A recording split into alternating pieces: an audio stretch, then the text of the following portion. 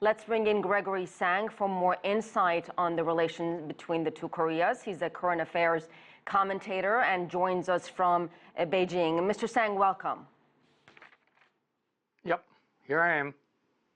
Ask you what you think about the significance of the fact that Pyongyang and Seoul met to begin with, and they've agreed to meet again in December. How much of this is about symbolism, and how much of this is about real substance?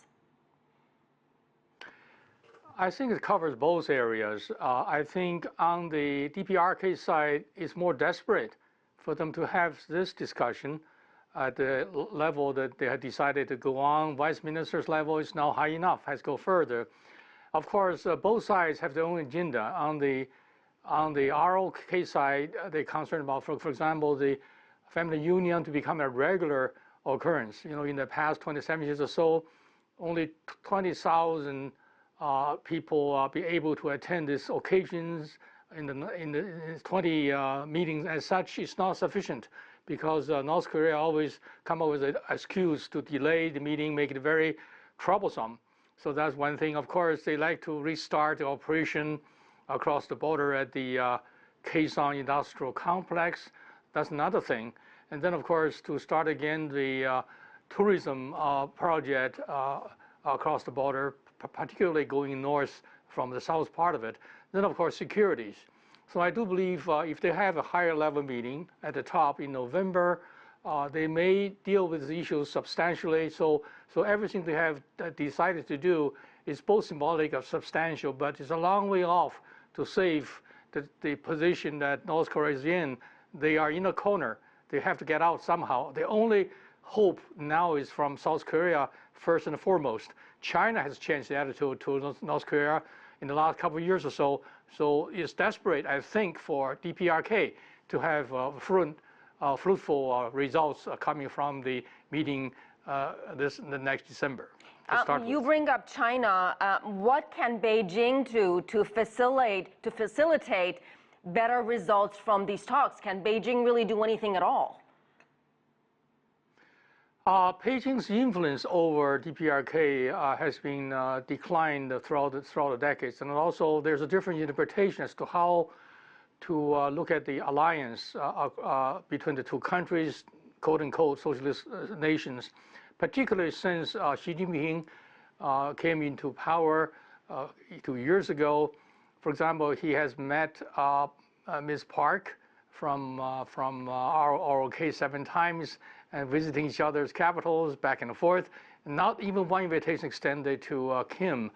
So China has weighed its pros and cons, you know, dealing with the DPRK.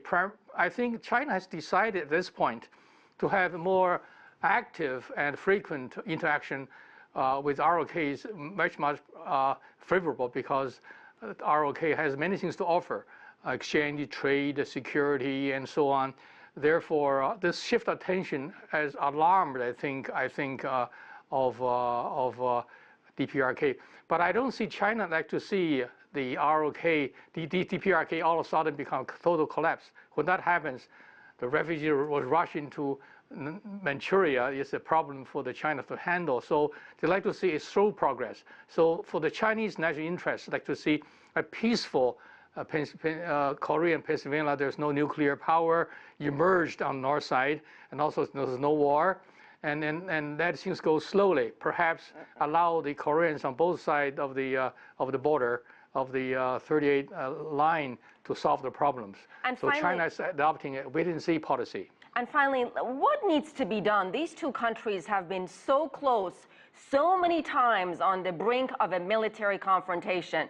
What needs to happen for them not to be at that point ever again? I'd like to see the international communities would take a stronger stand to help, to assist, and to supervise. For example, the reason for DPRK to be able to go up and down because they don't follow their commitment. They don't keep their promises. At last moment, they have a launch of a missile, they have an explosion, and so forth. So it's essential for the international community, particularly China in this case, United States and Russia to some extent, to tell the DPRK, if you have agreed to do something, you better stick to it. If you're not, you'll suffer the consequences. So instead of the effort coming from the south to help North in many ways humanly possible, like humanitarian assistance, other communications, industrial development, so on, we like to see China take a stronger stand, and also international communities take a stronger stand, because we don't like to see that DPRK become a troublemaker in the area to disturb the security, to disturb the economic development. That is against the interest of China.